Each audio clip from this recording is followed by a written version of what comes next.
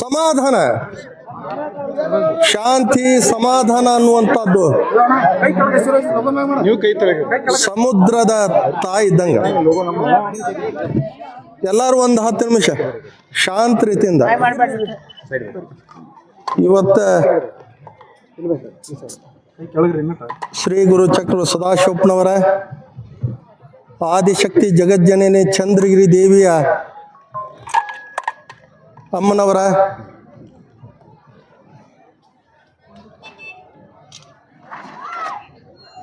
ದೇವರ ದೇವ ಗಂಗಾಧರ ಅನಿಸ್ಕೊಂಡ ನಾವು. ದೇವರ ದೇವ ಗಂಗಾಧರ ಆವ ಜನ್ಮದ ಸಕನು ದೇವರ ದೇವನೇ ದೇವ ಶಿಖಾಮಣಿ ಅಂತ ಅನಿಸ್ಕೊಂಡಾನ. ಒಂದು ಕ್ಷಣ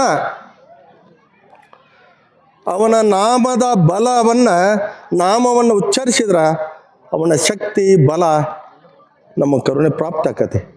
ಆ ಕರುಣೆ ಪ್ರಾಪ್ತ ಆಗಬೇಕಾದ್ರೆ ಆ ಅಚಲವಾದ ನಂಬಿಕೆ ಭಕ್ತಿನ ಕಾರಣ.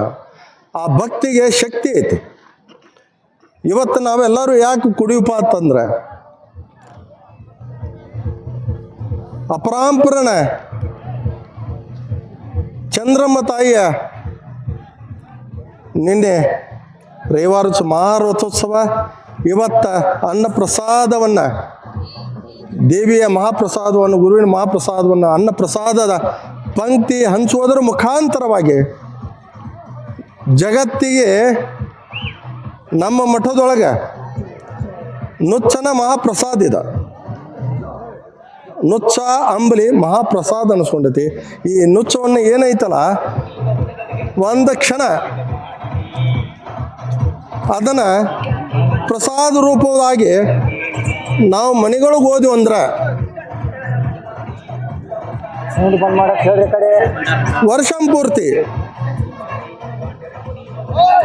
ವರ್ಷಂಪೂರ್ತಿ ಅನ್ನ ನೀರಿಗೆ ಯಾವುದಕ್ಕೂ ಕೊರತೆ ಆಗುವುದಿಲ್ಲ. ಆ ಚಂದ್ರಮ್ಮ ತಾಯಿಯ ಸದ್ಗುರುವಿನ ಕೃಪಾದೃಷ್ಟಿ ಆ ಪ್ರಸಾದ ರೂಪದ ಪುಣ್ಯ ರೂಪದವಾಗಿ ನಿಮ್ಮ ಮನೆಗೆ ಬಂದಿರ್ತೈತೆ.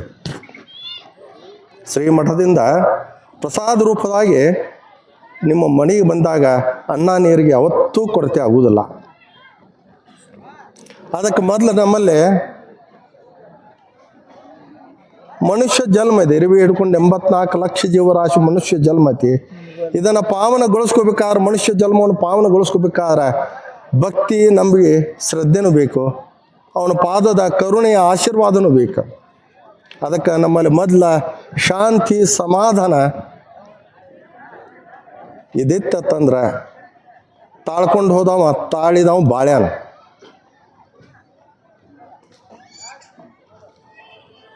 ಯಾವುದೇ ಕ್ಷೇತ್ರ ಇಲ್ಲಿ ಪುಣ್ಯಕ್ಷೇತ್ರದೊಳಗೆ ದೇವ್ರ ಜಾಗಿದೆ. ದೇವ್ರ ಗತೆ ಬಂದ್ರಂದ್ರೆ ದೇವ್ರ ಗತೆ ಹೊಕ್ಕಿರಿ. ದೇವ್ರ ಗತೆ ಅವನ ಕೃಪಾಶೀರ್ವಾದ ಸಿಕ್ಕಿರ್ತೈತಿ. ಎಲ್ಲರಿಂದ ಮಾನಿಗೊಂಬ್ತೀರಿ.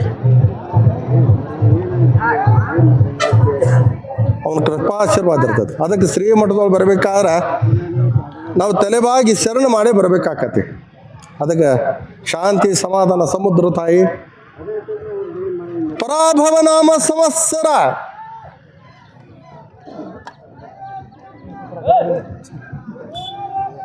ಮುಂಗಾರಿ ಮಳೆ ಬೆಳೆ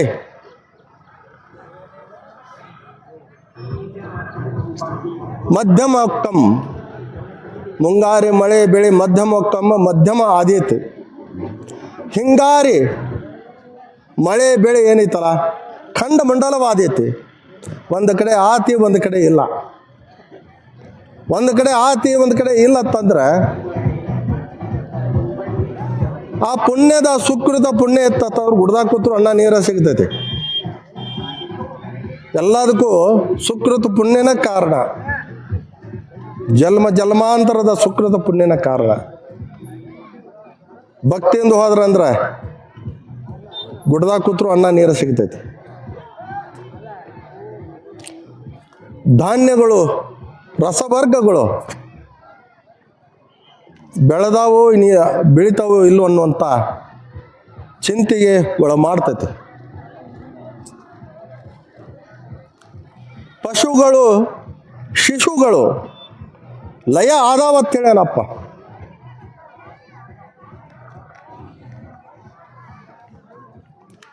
ಅಪರಾಂಪರನ ಆ ಚಂದ್ರಮ್ಮ ತಾಯಿಯ ಜಗಜ್ಜನಿಯ ನಮ್ಮ ಮಠದೊಳಗೆ ಬೂದಿನ ಬಂಗಾರ. ಬರೀ ಆ ಬೂದಿ ಹಿಡ್ಕೊಂಡು ಹೋಗಿ ಪ್ರಾತಃ ಕಾಲದೊಳಗೆ ಬೂದಿ ಹಣಿಗೆ ಹಚ್ಕೊಂಡ ಹೋದ್ರಂದ್ರೆ ಅವ್ರ ಹಿಂದೆ ಇರ್ತಾರೆ. ಒಂದು ಕೂದಲಕ್ಕೊಂಕಾಗುವುದಿಲ್ಲ, ಅವ್ರ ಕೃಪಾ ದೃಷ್ಟಿ ಇರಬೇಕಾಕತಿ. ಅದಕ್ಕೆ ಬೂದಿ ಬಂಗಾರ ಅನಿಸ್ಕೊಂಡೈತಿ ಬಬಲಾದಿ ಮಠದೊಳಗೆ. ಇದೇ ಸಂವತ್ಸರದೊಳಗನ ಮಳೆ ಬೆಳೆ ಮಧ್ಯಮ ಆದೈತಿ. ಚೈತ್ರ ವೈಶಾಖ ಮೊದಲಾಗಿ, ಚೈತ್ರ ಅಂದ್ರೆ ಉಗಾದಿ ಆದ ನಂತರ ಮೊದಲನೇ ದಿವಸದಿಂದ ಪ್ರಾರಂಭ ಆಕತೆ. ಅಮಾಸೆಯಿಂದ ಅಮಾಸೆವರೆಗೆ ಚೈತ್ರ ಮಾಸ. ಉಗಾದಿ ಅಮಾಸೆಯಿಂದ ಅಕ್ಷತದಿಗೆ ಅಮಾಸೆವರೆಗೆ ಒಂದು ಮಾಸ ಅಂದ್ರೆ ಒಂದು ತಿಂಗಳಿದ್ದಂಗೆ. ಭಾರತೀಯ ಪುರಾತನವಾದ ಸಂಸ್ಕಾರ ಪದ್ಧತಿ ದಿನಮಾನದ ಲೆಕ್ಕ ಚೈತ್ರ ವೈಶಾಖ ಮೊದಲಾಗಿ ಹಿಡ್ಕೊಂಡ ಜಗತ್ತಿಗೆ ದುಷ್ಕಾಳ ಆದೈತಿ. ದುಷ್ಕಾಳ ಅಂದ್ರೆ ಜಗತ್ತಿಗೆ ತೊಂದರೆ ಆದೈತಿ, ಜಗತ್ತಿಗೆ ತ್ರಾಸ ಮಾಡ್ತೈತಿ.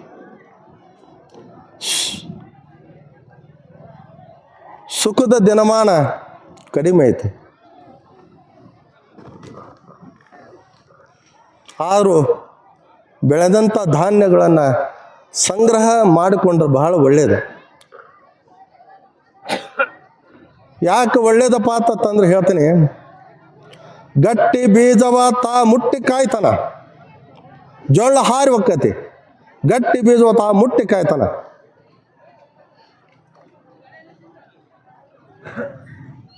ವಿಜಯನಗರ ಸಾಮ್ರಾಜ್ಯಗಳನ್ನು ಶಾಸನ ಬರೆದಿಡ್ತಾರೆ. ಅಲ್ಲಿ ಆಳಿದಂಥ ಪ್ರಭುಗಳು ಅದಕ್ಕೆ ಹಂಪಿಯ ಸ್ಥಳಗಳು ಶಂಪಿಗೆ ತನಿಯೊಳಗೆ ಮುತ್ತಿನ ತರಣ 577 ವರ್ಷ ನಾ ಹಂಪಿಯನ್ನು ಆಳಿನ ಹೇಳ್ತಾನೆ ಅಪ್ಪವರು.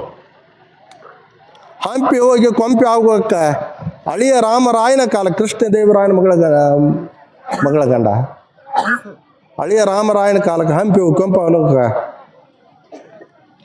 ಬಯಲನಾಡಿಗೆ ಸೂಸಲಾಡತ ಬಂದಂತ ಸಾರವಾಡ ಗ್ರಾಮಕ್ಕೆ ಬರ್ತಾನ. ಅಲ್ಲಿ ಅವತಾರ ತಾಳಿ ಬಬಲಾದಿ ಗ್ರಾಮವನ್ನು ಪಾವನ ಕ್ಷೇತ್ರ ಮಾಡಿ ಚಿಕ್ಕಯ್ಯಪ್ಪನವರು ಜಗಜ್ಜನನಿಯನ್ನ 7 ಬಾಗಿಲೊಳಗೆ ಕರ್ಕೊಂಡು ಭೂ ಕೈಲಾಸ ಮಾಡಿ 3 ಘಳಿಗೆ ಒಳಗೆ 3 ತಾಸಿನೊಳಗೆ ಈ ಕಾಲಜ್ಞಾನವನ್ನು ಮುಂದಾಗುವಂಥ ಕಾಲಘಟ್ಟ, ಮಳೆ ಬೆಳೆ, ರಾಜಕೀಯ, ಜನರ ನಡೆ ನುಡಿ ಎಲ್ಲವನ್ನು 3 ತಾಸಿನೊಳಗೆ ಎಲಿ ಒಳಗೆ ಬರೆದಂಥ 400 ವರ್ಷದ ವಾಕ್ಯ. ಇದನ್ನು ಪ್ರತಿ ವರ್ಷ ಈ ಕಾಲಜ್ಞಾನ ಮೇಲ್ಮೂಲ ಪೂಜೆ ಮಾಡಿ ಇದು ಕಾಲಜ್ಞಾನ ಸಾರುವಂಥ ಪರಂಪರೆ ಬಬಲಾದಿಯಿಂದ ಇವತ್ತು ಬುದ್ನಿ ಗ್ರಾಮದ ಆಗಾಕತ್ತಂದ್ರೆ ಆ ಪರಂಪರೆ ಇಲ್ಲಿ ಬಂದೈತಂತಂದಾಗ ಆ ಪರಂಪರೆಯನ್ನು ಉಳಿಸ್ಕೊಂಡು ಬೆಳೆಸ್ಕೊಂಡು ಹೋಗುವಂಥದ್ದು ಅಪ್ಪನೇ ಸದ್ಗುರುನಾಥ ಕೊಟ್ಟಾನಂದ್ರೆ ಅವನ ಅಪ್ಪನೇ ಪಾಲಿಸುವಂಥದ್ದು ನಮ್ಮ ನಿಮ್ಮೆಲ್ಲರದು ಜವಾಬ್ದಾರಿ. ಮತ್ತು ದಿನಮಾನ ಇಂಥವು ಬರ್ತಾವಪ್ಪ ಅಂತಂದ್ರೆ ಇವತ್ತಿಗೆ ಎಲ್ಲರೂ ಹೇಳಿದ್ದು ಸುಳ್ಳ.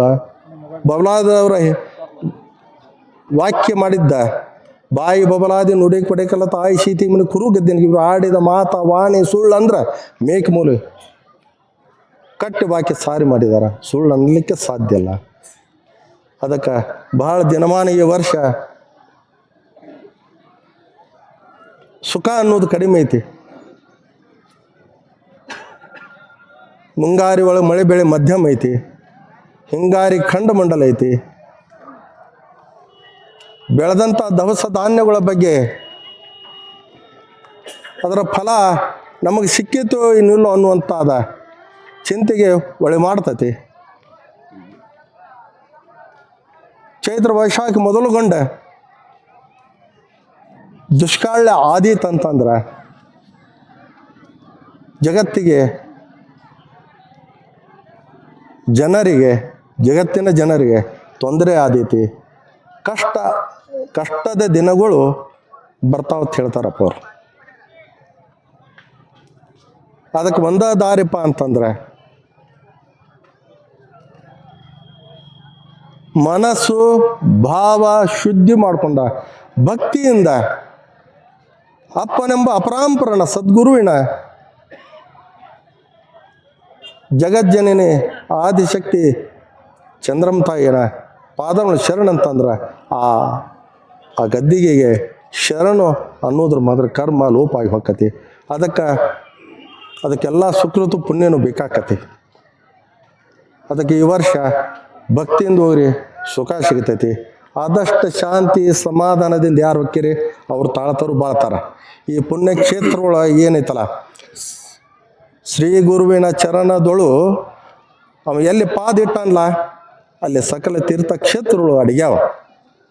ಆ ಕ್ಷೇತ್ರಕ್ಕೆ ಬರ್ಬೇಕಂತಂದ್ರೆ ತಲೆ ಬಾಗಿಸಿ ನಾನು ನೀನು ಅನ್ನೋಂಥ ಅಹಂಕಾರವನ್ನು ಬಿಟ್ಟು ಇಲ್ಲಿ ಬರ್ಬೇಕಾಕತಿ.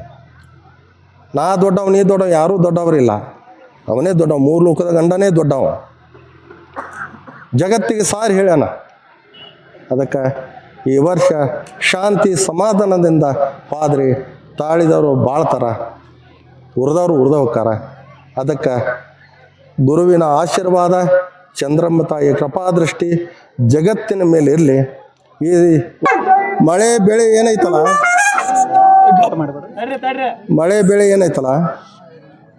ಈ ವರ್ಷ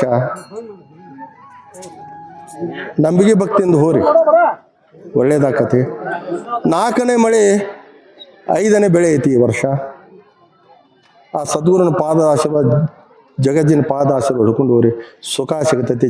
ಜಗತ್ತಿನ ಜನರಿಗೆ ಒಳ್ಳೇದಾಗಲಿ. ಆ ಗುರುವಿನ ಕೃಪಾದೃಷ್ಟಿ ದೇವಿಯ ಕೃಪಾದೃಷ್ಟಿ ಜಗತ್ತಿನ ಮೇಲೆ ಇರಲಿ. ಮೂರ್ಲಾ ಬಡ ಬಜಾಕಿ ದೋಸ್ತರ ಪಗಾಲಿ ಬಜಾಕಿ ದೋಸ್ತರ ಧ್ಯಾಜನಂ ಪಾರ್ವತಿ ಪತಿ